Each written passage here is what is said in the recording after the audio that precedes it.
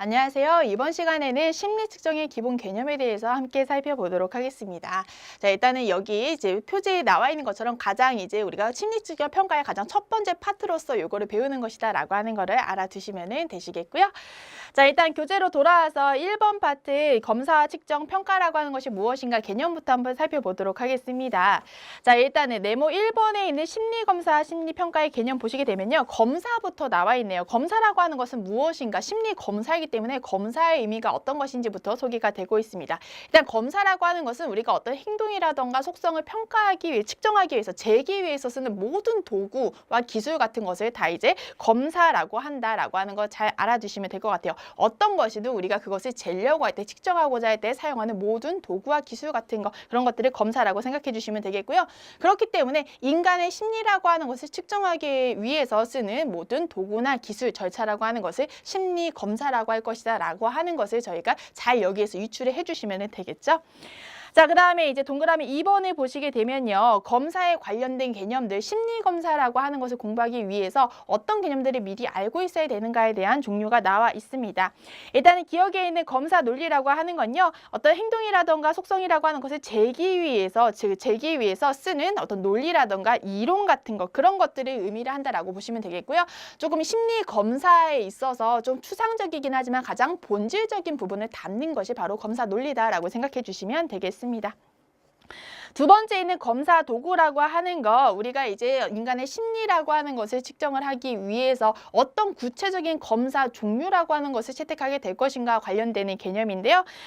예시로 한국판 성인용 웩슬러 지능 검사라고 하는 거 줄여서 앞으로 K-웨이즈라고 부를 건데, 이런 어떤 그 지능을 재는 검사라던가 아니면은 다면적 인성 검사, 저희가 MMPI라고 앞으로 표현하게 될 건데, 이런 성격을 이제 재는 검사, 성격이 잰다고 하는 것은 높고 낮으면 재는 것이 아니라 유형이 어떤지를 이제 살펴보는 검사, 그다음에 MBTI 같은 성격 유형 검사 같은 것이 구체적인 어떤 심리 검사 도구로서 활용이 된다라고 예시가 나와 있습니다. 그다음에 디귿 검사 점수라고 하는 거, 검사를 이제 그 어떤 수검자가 그 피험자가 이제 실시를 하게 되면은 점수를 획득을 하게 되겠죠. 그런 것들을 검사 점수라고 하는 용어, 수치적 지수로서 나타낸 검사의 어떤 평가 결과라고 하는 거 이제 소개가 되고 있고요. 그다음에 리을의 검사 관행이라고 하는 거, 우리 검사를 하는 과정에서 이제 채택이 되는 뭐 검사를 만들 때든 검사를 이제 수행할 때든 일반적으로 채택이 되는 관행이라고 하는 것을 검사 관행이라고 표현하고 있고요. 미음에 있는 검사 자료라고 하는 거, 검사를 통해서 특히 심리 검사를 통해서 얻어진 자료라고 하는 것을 검사 자료라고 하죠. 그래서 어떤 시험을 보는 사람, 수검자의 원점수라던가 환산 점수, 아니면 수검자의 반응이라던가 진술과 행동 같은 것을 다 검사 자료라고 한다라고 생각해 주시면 되겠습니다. 여기서 제가 이제 수검자다라고 하는 표현을 하기도 하고 피험자다라고 표현을 하기도 하는데요. 사실은 뭐 여기에서는 대동소이한 의미로 쓰였다라고 하는 거를 알아두시면 되겠습니다. 수검자, 검사를 받는 사람이다라고 하는 의미이고요. 피험자라고 하는 것은 실험의 대상이 되는 사람이다라고 하는 표현이거든요. 그래서 검사를 받는 사람이다라고 이제 하게 될 때 이제 수검자라고 하는 표현을 잘 쓰게 되는데, 피험자라고 하는 것도 검사를 어떤 하나의 실험 상황으로 보게 된다라고 하면은 검사를 하는 사람이 피험자다라고 표현을 하기도 하죠. 그래서 두 개의 용어가 조금 섞여서 쓰이고 있는데요. 조금 더 정확한 용어로서 수검자라고 하는 표현을 앞으로 제가 사용을 하도록 하겠습니다. 교재에서도 두 가지의 표현이 혹시 혼용이 되어 있다라고 하게 되면은 검사를 받는 사람을 의미하는구나 라고 생각해 주시면 되겠고요. 보통은 그 심리 상담을 통해서 심리 검사를 하게 되는 경우가 좀 많기 때문에 내담자가 수검자가 되는 경우가 더 많이 있기도 하고요.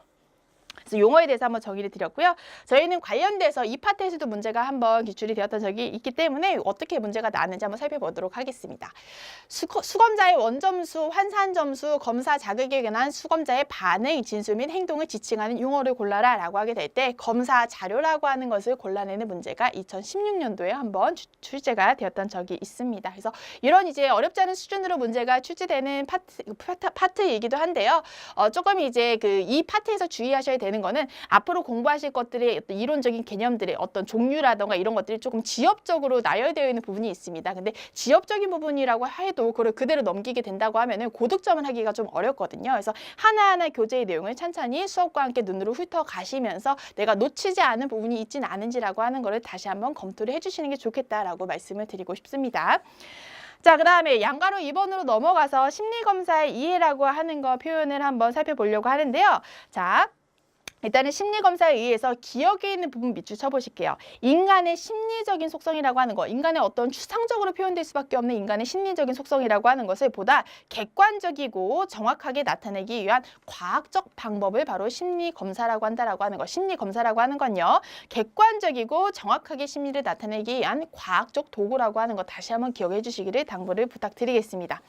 자, 근데 여기에서 일단은 제가 리을이라고 하는 거를 한번 좀 여기 표현을 좀 한번 같이 읽어드릴 텐데, 읽어드린 이유는 이겁니다. 한 번씩 다른 표현들은 눈으로 읽었을 때 이해가 되실 거지만 리을의 표현은 조금 어려우실 수도 있거든요. 그래서 리을 보시면요, 행동 표본을 일정한 과정과 절차에 따라서 측정하는 표준화된 측정 도구이다. 그러니까 사람마다 어떤 결과가 들쑥날쑥하게 검사지가 달라지는 것이 아니라 그 정해진 과정과 절차에 따라서 측정을 하게 되는 표준화된 측정 도구라고 하는 것, 정해진 측정 도구를 사용한다라고 하는 것이 심리검사의 일반적인 특징이고요.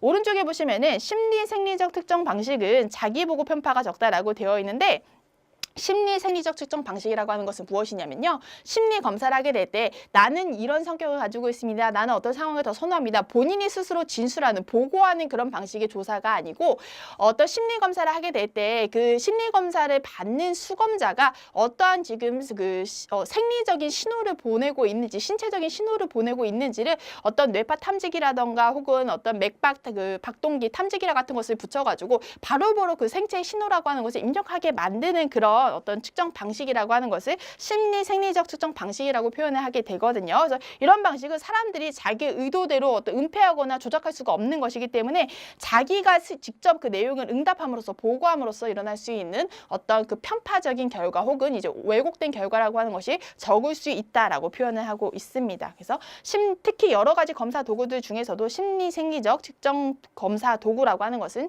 자기 보고 편파가 적다라고 하는 거 잘 알아두시면 되겠고요. 미음에 보시게 되면 우리가 심리검사라고 하는 것을 왜 쓰고 있는가라고 하는 거 목적이 나오고 있는데, 제한된 규준을 통해서 개인의 행동을 예측하기 위한 기술적 과정이다라고 되어 있는데요. 심리검사라고 하는 거, 개인의 행동이라고 하는 것을, 개인의 현황을 보여주는 것도 중요하지만 개인의 행동을 예측하는 목적으로도 쓰이는 것이 심리검사이다라고 표현을 하고 있고요.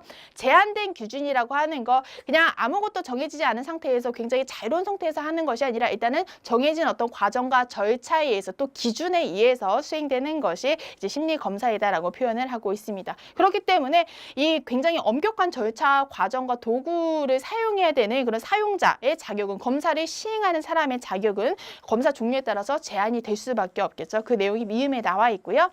그다음에 비읍, 규정의 표본 크기가 큰 경우에도 신뢰도와 타당도 검증이 필요하다라고 되어 있는데요. 일단은 규준이라고 하는 거 저희가 아직 배우지는 않았지만, 규준이라고 하는 것은 어떤 사람이 수검자로서 하나의 검사에 임하게 됐을 때 검사의 점수라고 하는 것을 받게 될 겁니다. 그래서 검사의 점수라고 하는 것을 받게 될 때 그 검사 점수가 의미가 있는 것인지 그렇지 않은 것인지를 보기 위해서는 다른 사람들이 얻은 점수와 비교를 사실 해야 되는 거거든요. 그래서 점수의 어떤 의미라고 하는 것을 파악하게 만들기 위해서 이제 비교가 가능하게 하는 어떤 그 점수 비교가 가능하게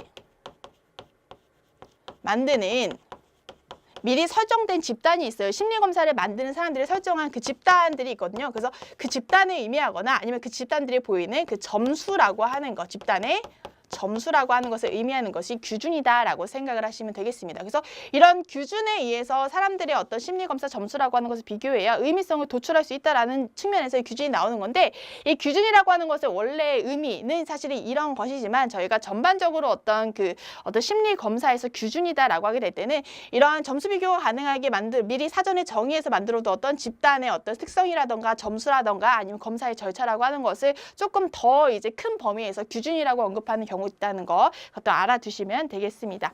그래서 여기서 말하는 규준은 조금 더 제가 칠판에 적어드린 것의 규준 의미에 가까운데요. 심리검사 점수의 의미를 파악하기 위해서 미리 사전에 이제 설정해둔 규준 집단이라고 하는 것이 있을 텐데, 그 규준 집단의 어떤 크기, 거기에 포함된 사람들의 숫자가 크다고 할지라도 신뢰도라던가 타당도 검증이라고 하는 것은 필요하다라고 하는 당연한 말이 이제 소개가 되어 있습니다.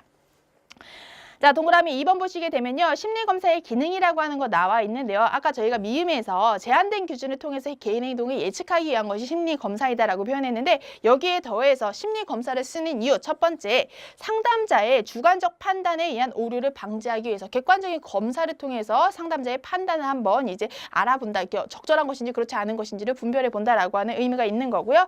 또 이제 이 검사에 대해서 이제 검사를 받게 되는 수검자, 내담자에 대한 객관적인 정보를 제공할 수가 있겠다. 또 기준을 통해서 개인 간의 비교가 가능하다. 또 심리평가 근거의 자료가 된다라고 되어 있습니다. 그래서 여기에 관련돼서 이제 심리평가에 대한 개념이 이제 나와야 되는데요. 심리평가에 대해서 저희가 앞으로 살펴보기도 할 거지만 심리평가라고 하는 것과 심리검사라고 하는 것의 개념을 구분을 해 주셔야 됩니다. 일단은 심리평가라고 하는 것은 심리검사보다는 훨씬 더 큰 개념입니다. 저희 교재에는 어떻게 소개가 되어 있냐면요.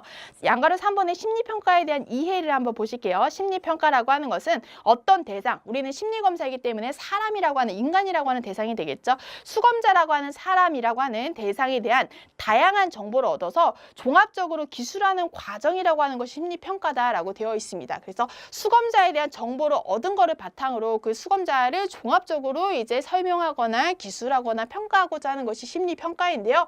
이런 심리평가를 통해서 심리평가를 하고자 이제 우리가 하나로 활용하는 도구라고 하는 것이 심리검사다라고 이제 표현이 될 수가 있다는 거죠. 심리검사뿐만이 아니라 어떤 면담이라던가 아니면 일지의 자료라던가 이런 것들도 다양하게 심리평가를 위한 도구로서 활용될 수 있다는 거 구분을 좀 잘 해주셔야 되겠습니다. 그래서 정리하자면 심리평가의 어떤 카테고리 안에 심리평가를 가능하게 하기 위한 어떤 도구로서 심리검사가 들어가 있다라고 분별을 해주시면 되겠죠. 저희가 심리평가에 대해서는 조금 더 이제 뒤에 시간에서 이어서 이제 이 시간에 뒤에 이어서 이제 살펴보도록 하겠습니다.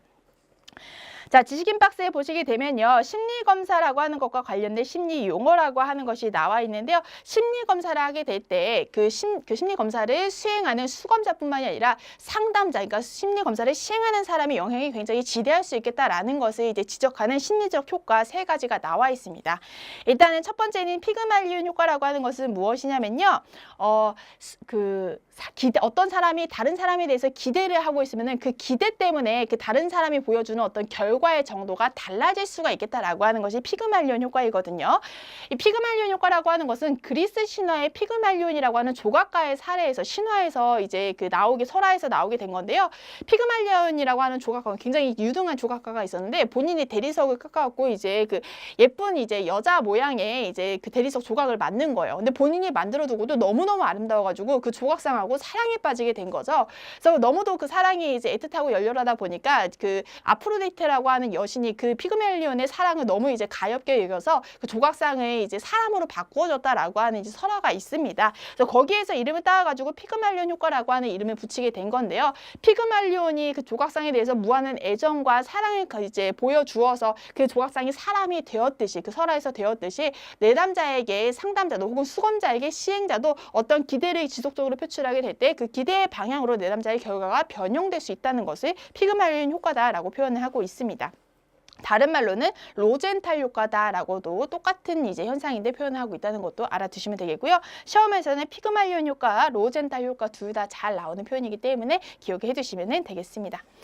그다음에 낙인 효과, 스티그마 효과다라고도 표현하게 되는데요. 피그말리온 효과하고 조금 반대 개념이라고 생각하시면 됩니다. 피그말리온 효과라고 하는 것은 어떤 사람이 다른 사람에 대해서 긍정적인 기대를 하게 될 때 그 긍정적인 기대의 방향으로 결과가 바뀌게 되는 것을 피그말리온 효과라고 표현했었는데요. 낙인 효과라고 하는 것은 어떤 사람이 다른 사람에 대해서 부정적인 방향으로 생각을 하게 되면은 원래는 부정적인 사람이 아니었는데도 불구하고 나쁜 사람이 아니었는데도 불구하고 느껴지는 기대의 방향에 맞도록 본인의 행동을 나쁘게 바꿔줄 수도 있겠다라고 하는 거, 이것이 바로 낙인 효과거든요. 나쁜 사람이라고 낙인을 찍어버리면은 실제로 그 낙인에 맞게 나쁜 행동을 하게 된다라고 하는 것이 낙인 효과다라고 생각해 주시면 되겠습니다.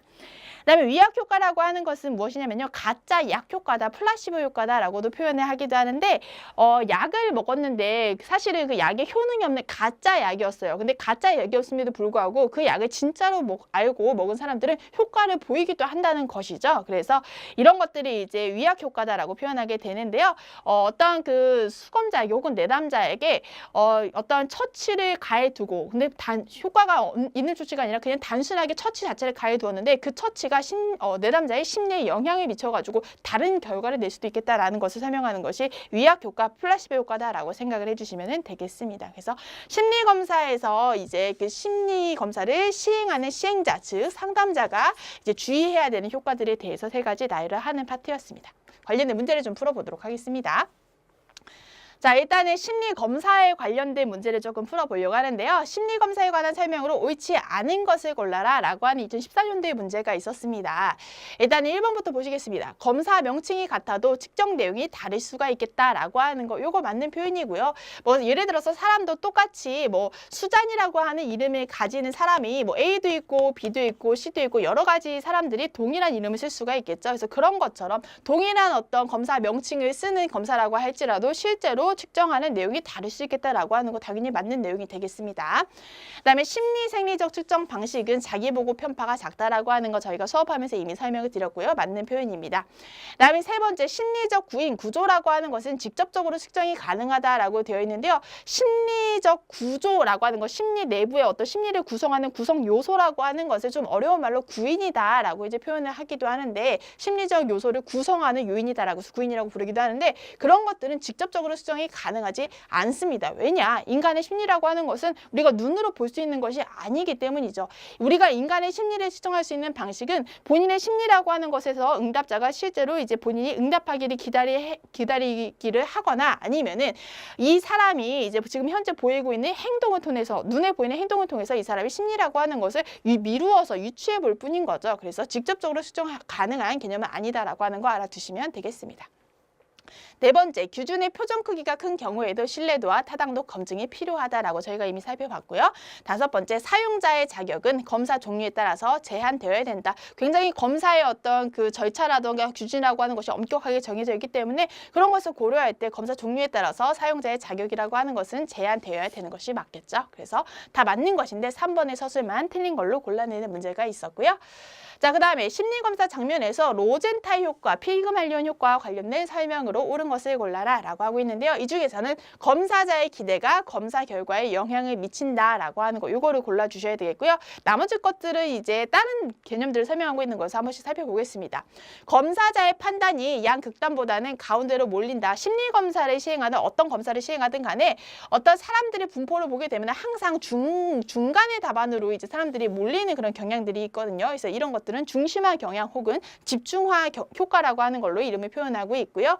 3번째, 검사자의 판단이 관대한 경향을 보인다라고 하는데 어떤 이제 친밀한 관계, 라포라고 하는 것을 형성한 그런 내담자에게 심리 검사자가 굉장히 이제 관대하게 이제 그 심리 검사자한테 이제 인감적인 호감을 느껴서 관대하게 평가하는 경향이 있을 수도 있는데요. 그런 것들을 관대화 효과다라고 표현을 하고 있고요.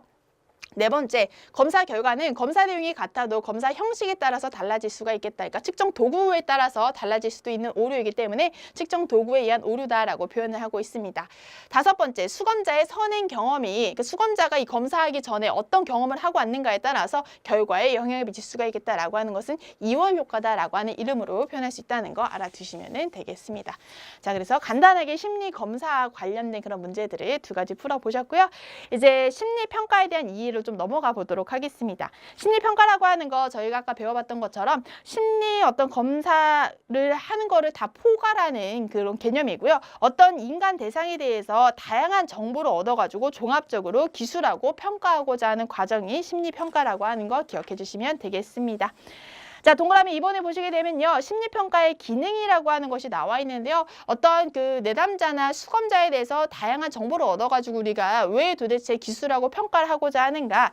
이것은 상담을 하는 데 있어서 내담자가 경험하고 있는 문제를 명료화하거나 세분화하기 위해서 심리평가를 하고 있는 것이고요. 그다음에 수검자에 대해서 검사를 받은 사람에 대해서 우리가 이해를 하거나 치료적 관계를 유지하는 데 도움이 되는 자료를 얻기 위해서 이런 심리평가를 하기도 한다라고 표현하고 있습니다.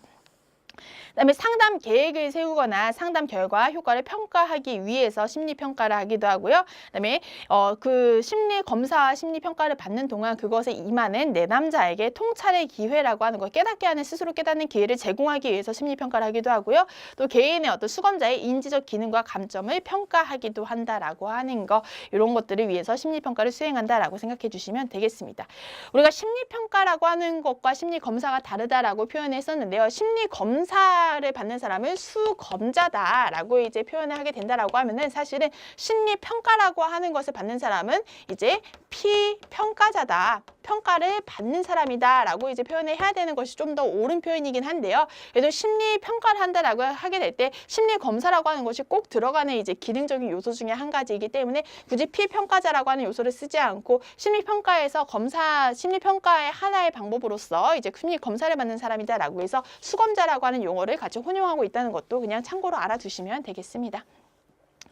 자, 그다음에 세 번째, 심리평가를 하게 될 때 어떻게 해가지고 이제 그 내담자를 위해서, 피평가자를 위해서 정보를 얻게 되는가, 수단이 네 가지가 나와 있는데요. 심리검사를 하거나 면담을 하거나 1대1로 이제 면접을 하거나 아니면은 행동을 관찰해서 자료를 수집을 하거나, 굳이 이야기를 하지 않고 관찰만 해서 자료를 수집하거나, 아니면은 정신병리에 대한 전문 지식을 가지고 심리평가에 임하기도 한다라고 하는 거 알아두시면 되겠습니다.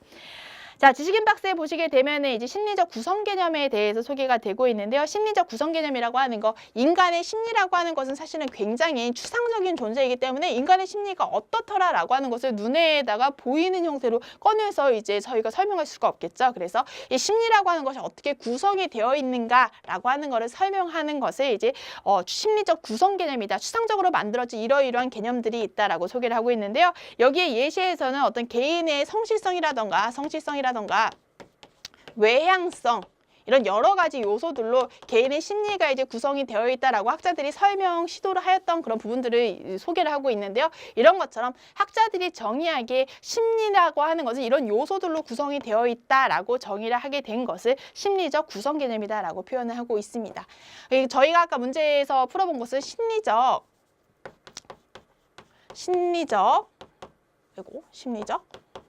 구조이다, 구인이다 라고 하는 용어로도 아까 살펴봤었는데요. 이런 것들이 사실 심리적 구조, 구인이 바로 심리적 구성 개념하고 동일한 개념이다 라고 바라보셔도 괜찮고요. 이런 심리적 구조와 구인 같은 것은, 심리의 구성 요소라고 하는 것은 측정되기가 굉장히 어려운 것이기 때문에 행동이라던가 이런 걸로 미루어 유추할 수가 있겠다라고 하는 것도 다시 알아두시면 되겠습니다.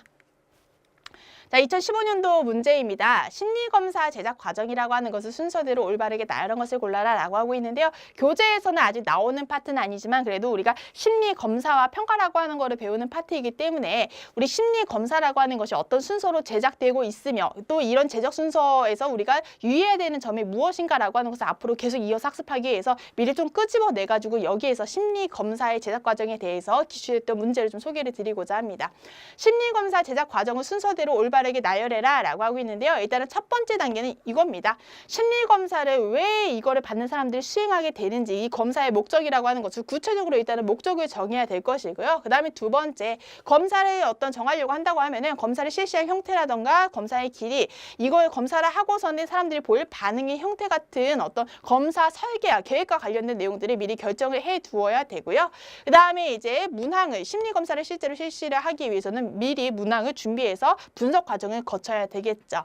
그 다음에 이 어떤 심리 검사를 사람들이 수행을 한다라고 하게 될 때 그냥 이제 사람들이 마구잡이로 와서 이제 검사하고 그냥 마구잡이의 결과를 받아가는 것이 아니라 어떤 체계에 의해서 심리 검사를 수행을 하고 어떤 체계에 의해서 이제 합리적인 검사 결과를 받아가는 그런 이제 좋은 이제 연결이 되어야 되겠죠. 그래서 그렇기 위해서 심리 검사라고 하는 것은 누구에게나 동일하게 수행이 되어야 되기 때문에 좀 그런 표준화를 위해서 기준이라고 하는 걸 설정을 해야 되고요. 물론 여기에 기준이라고 하는 것은 심리 검사 결과를 얻게 되었을 때 그 검사 결과를 적당하게 비교를 할 만한 미리 사전에 설정된 집단의 어떤 점수치라고 하는 것을 이제 기준 내에 포함시켜서 당연히 생각을 하게 됩니다. 그래서 그 기준을 설정해야 되고, 신뢰도라고 하는 것이나 타당도에 대해서 이제 우리가 연구를 병행해야 된다. 검사를 시행해서 얻은 결과라고 하는 것이 얼마나 일관적으로 그 값이 유지가 되는 것인가, 또 얼마나 사람들한테 적용을 할 수 있는 것인가, 타당하게 적용할 수 있는 것인가에 대해서 우리가 연구를 반드시 병행해 두어야만 믿고 쓸 수 있는 검사의 종류가 된다라고 볼 수가 있겠죠. 네, 마지막으로 이런 과정들이 다 거쳐졌으면은 검사 도구와 관련 자료들을 출판해야 된다라고 하는 것이 심리검사 제작 과정의 마지막 순서라고 기억해 주시면 되겠습니다. 그래서 각각의 단계에 따라서 이제 심리검사를 시행할 때나 준비할 때 우리가 신경 써야 되는 점이 달라진다는 것도 미리 조금 알아두시면 좋을 것 같고요. 그다음에 심리적 구성 개념에 관한 설명으로 옳은 것을 골라라 라고 하고 있는데요. 여기에서 그 심리적 구성 개념이라고 하는 거 맞는 설명부터 일단 보시게 되면은 아까의 그 설명하고 헷갈리지 말라고 유사한 문제가 조금 더 이제 응용이 되어서 나와 있습니다. 심리적 구성 개념이라고 하는 거 눈에 보이는 개념이 아니고요. 추상적인 개념이었죠. 그래서 이 추상적 개념이라고 하는 것을 어떻게 우리가 측정해서 연구의 대상으로 할지를 우리가 새롭게 정의를 내려줘야 됩니다. 그렇게 눈에 보이지 않는 것에 대해서 새롭게 명확한 정의를 내려주는 것을 조작적 정의를 내린다라고 이제 표현을 하게 되는데요. 그런 조작적 정의를 내리는 걸 통해서 심리 구성 개념이라고 하는 거, 구조라고 하는 것은 직접적이 아니라 간접적으로만 측정할 수 있겠다라고 하는 거를 심리적 구성 개념에 대한 맞는 설명으로 이해를 해주셔야 되겠습니다. 여기 1번부터 4번까지는 왜 틀렸나 좀 살펴볼 텐데요. 자, 심리적 구성 개념이라고 하는 거 가설적인 개념인데요. 구체적인 게 아니라 추상적인 개념이다라고 표현해야 더 맞는 표현이 될 것이고요. 그다음에 물리적으로 존재하는 개념이다? 아니죠. 가설적인 존재인데 어떻게 물리적으로 존재할 수가 있겠어요. 그다음에 측정 시 오차가 발생하지 않는다? 아닙니다. 측정할 때 우리는 모든 이제 사회학 연구를 하게 될 때 모든 측정에는 오차가 있다라고 하는 것을 전제하고 하게 됩니다. 그래서 당연히 심리 측정을 하게 될 때도 오차가 발생한다는 것을 우리가 전제하게 되고요. 심리 검사를 통해서 수량화가 불가능하다? 아니죠. 심리 검사를 통해서 어떤 수치화라고 하는 것과 수량화를 가능하게 하기 위해서 표준화 검사라고 하는 것을 우리가 혹은 객관적 검사라고 하는 것을 이제 만들고자 하는 것입니다. 그래서 1번부터 4번까지는 이러한 이유로 틀린 보기다라고 하는 것을 알아두시면 되겠습니다. 자, 그다음에 작년도에 기출이 되었던 2018년도 문제인데요. 심리검사에 관한 설명으로 옳지 않은 것을 골라라 라고 하고 있는데 여기서도 마찬가지 문제 나오고 있습니다. 심리적인 속성을 직접적으로 측정하는 것이 아니라 간접적으로 측정한다라고 하는 것이 심리검사의 특징이라고 하는 거 다시 알아두셔야 되겠습니다. 자, 그다음에 이제 심리검사가 아니라 그거를 포괄하는 심리평가에 대한 문제로 넘어왔는데요. 심리평가의 정의로 옳은 것을 골라라 라고 하고 있는데 일단 2번 보시면요. 심리검사, 면담, 행동관찰, 개인력 등의 개인에 관한 정보를 종합적으로 통합하는 과정이 바로 심리평가이다라고 하는 거 기억을 해 주시면 되겠습니다. 자, 그다음에 이제 그 1번 보시게 되면요. 심리적 특성에 대한 체계적 면담이다라고 되어 있는데 물론 체계적 면담도 심리평가를 위한 하나의 도구가 될 수 있겠지만 면담 자체를 심리평가의 정의로 볼 수는 없겠죠. 조금 더 면담이 심리평가를 위한 하위적인 도구의 개념으로 다시 한번 이제 그 구조가 바뀌어야 될 것이고요. 그다음에 얻어진 검사 점수의 질이라고 하는 것을 객관적인 기준에 따라서 분류하는 과정이다라고 하게 되는데 이것만 가지고 심리평가라고 볼 수는 없겠죠. 지금 여기서 설명하는 것은 심리검사 점수라고 하는 것을 어떻게 처리할 것인가 심리검사의 조금 더 하위적인 과정을 설명하고 있는 것이거든요. 그래서 너무 좁은 범위의 정의다라고 볼 수가 있겠고요. 네 번째, 심리적 특성을 나타내는 행동 표본을 표준화된 방식으로 측정하는 기법이다라고 하는데 이것은 표준화 심리 검사에 대한 이제 작은 정의다라고 보시면 되겠습니다. 그다음에 명확한 공식이나 규칙에 따라서 사람의 특성을 수량화하는 것이다라고 되어 있는데요. 물론 이제 사람의 특성이라고 하는 것을 수량화하면 좋겠지만 항상 어떤 공식과 규칙에 따라서만 모든 사람을 일원화시켜서 판단하기 조금 어렵겠죠. 그래서 조금 더 명확한 정의를 내리고자 노력을 하되 사람의 다양한 상황과 모든 종합적인 정보를 다 이제 판단을 해서 좀 이제 심리적 평가를 이루어야 된다라고 설명해야 되는데 그것에 대해서 강구하고 있는 설명이기 때문에 5번은 틀린 걸로 걸러주셔야 되겠습니다. 그다음에 심리평가의 기능으로 옳은 것을 모두 골라라 라고 하고 있는데요. 문제를 명료하기 위해서 상담 계획을 세우기 위해서 상담 결과를 평가하기 위해서 수검자에게 통찰의 기회를 제공하기 위해서 우리는 심리평가를 수행하게 된다라고 하는 거 이것도 잘 알아두셔야 되겠습니다.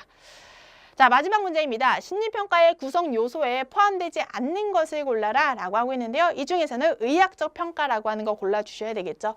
우리가 심리평가를 수행하기는 수행하되 우리가 정신병리학적 이제 입장에서 정신의학적 측면에서의 어떤 심리평가를 내리는 것과는 좀 다른 차원의 문제이기 때문에 심리평가의 구성 요소 자체에다가 의학적 평가를 넣기는 좀 어려운 부분이 있다라고 하는 거 잘 알아두셔야 되겠습니다.